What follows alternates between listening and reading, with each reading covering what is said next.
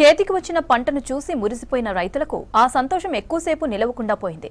2 రోజులుగా అకాల వర్షాలు కురుస్తుండటంతో అమ్మేందుకు మార్కెట్ యార్డులకు తరలించిన రైతుల ధాన్యం తడిసి ముద్దైంది. దీంతో రైతులు ఆరుగాలం కష్టించి పండించిన పంటను అమ్ముకోవడానికి ఇబ్బందులు పడుతున్నారు.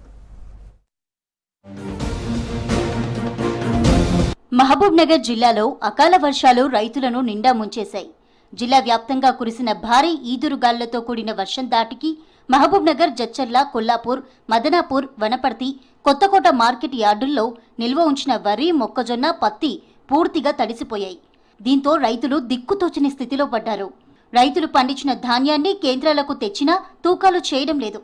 కొనుగోళ్లలో జరుగుతున్న జాప్యంతో రైతులు మార్కెట్ యార్డుల్లోనే కాలం వెళ్లదీస్తున్నారు. మేము 4 రోజులు అవుతుంది ఒడ్లు తీసుకొచ్చి సౌడవర్ల గ్రామం అది. ఒడ్లు తీసుకొచ్చి కవర్లు అడిగితే ఒక్క నాదుడు వేయలేదు.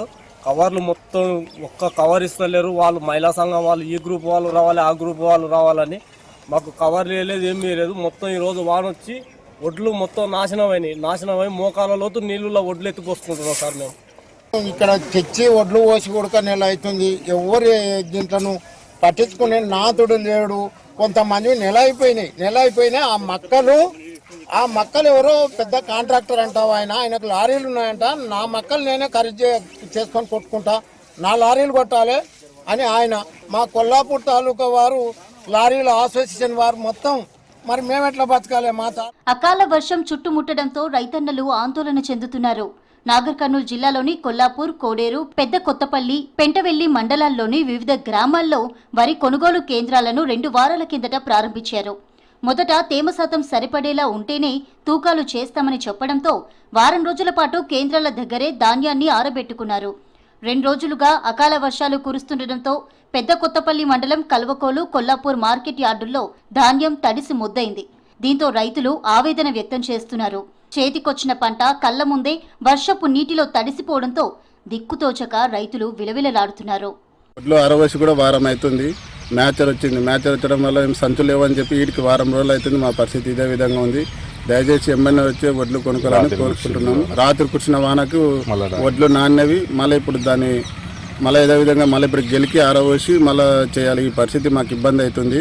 దయచేసి ఒడ్లు ఎమ్మెల్యే కొనాలని కోరుకుంటున్నాం. మార్కెట్ యార్డ్ నందు ఈరోజు అకాల వర్షానికి చాలా ప్యాడీ డ్యామేజ్ కావడం జరిగింది. అదేవిధంగా మొక్కలు ఇటు సమాచారాన్ని నేను పై అధికారులకు చెప్పడం జరిగింది.